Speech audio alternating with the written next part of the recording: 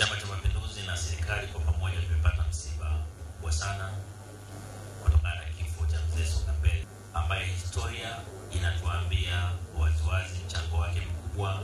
Alishiriki kikamilifu katika mapambano ya uhuru wa nchi yetu, akiwa miongoni mwa waasisi wa chama cha TANU. Lakini mara baada ya uhuru wa nchi yetu, alishiriki kikamilifu katika kuijenga upya Tanganyika na baadaye Tanzania, ambayo ilikuwa changa sana. Alikuwa mmoja wa wakuu wa wilaya wa kwanza, lakini pia alikuwa mmoja wa wakuu wa mikoa wa kwanza katika nchi yetu ambao walifanya kazi ya kutukuka katika kuijenga nchi yetu. Tutagundua kwamba mzee wetu alikuwa mmoja wa viongozi wenye moyo wa kipekee sana, ambao muda wote walikuwa tayari kutumikia nchi yetu. Na ndio maana Mheshimiwa Rais ameguswa sana na msiba huo na kuelekeza kwamba lazima mimi nishiriki kwa niaba yake.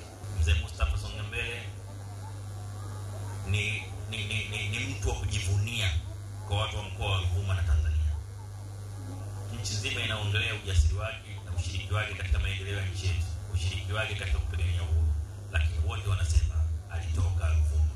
Na kwa Watanzania wote tuendelee kujifunza kutoka kwa wazee hao ambao wamefariki wakiona amani na upendo wa Tanzania ukiendelea. Heshima pekee tunaweza kuwapa ni kuendeleza mshikamano, amani na maendeleo ya nchi yetu. Tuendelee kujua sisi ni taifa moja, sisi ni Tanzania moja, tuna wajibu kupendana na kujiepusha na vishawishi vyote ambavyo vinaweza kuvuruga amani na kuvunja tangamano wa kitaifa.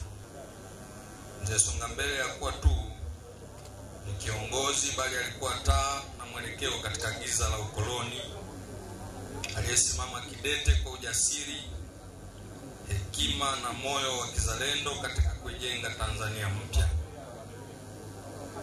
Alisimama kwa haki, aliishi kwa utu.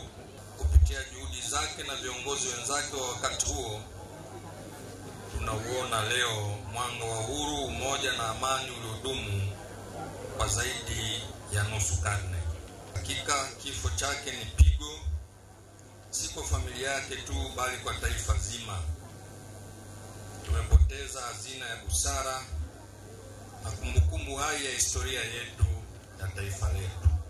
Mzee wetu tutakulia mbele yake, lakini haina maana kwamba yale mazuri ambayo alituachia basi na yenyewe watakulia mbele yake. Hapana, yale tutazidi kuenzi, tutazidi kuyafanyia kazi, lakini pia kulienzi jina la Songa Mbele ndio maarufu, tusilitumie vibaya na Songa Mbele.